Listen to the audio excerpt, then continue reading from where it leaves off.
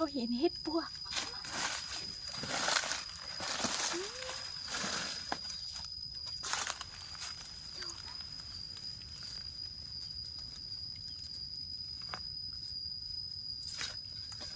ดอกงามๆเลยเนาะ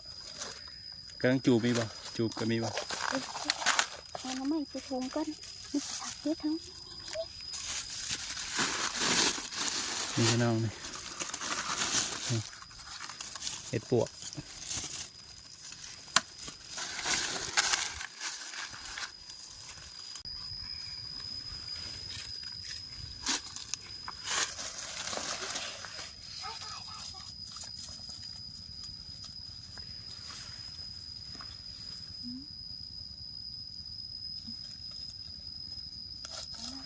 นี่มูนี่ในเงาไหมในเงาไหม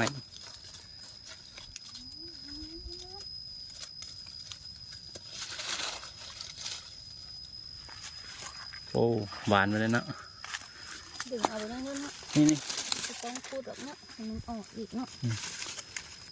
โอ้เห็ดพี่น้องเน่าก็ได้ไม่เน่าก็ได้ใส่ขี้ลายครับมันหวานมดเอาบดทันนี่แต่เมื่อว่าเห็ดปวกบ่ออกเน่าไปแล้วโอ้ยแต่ขี้ลายได้เอาไว้เห็ดเชื่อมันบ่เน่าปะไว้ตรงนี้เน่าไปแล้วดอกจูมอ่ะหวานไปแล้วออกลายมากเลย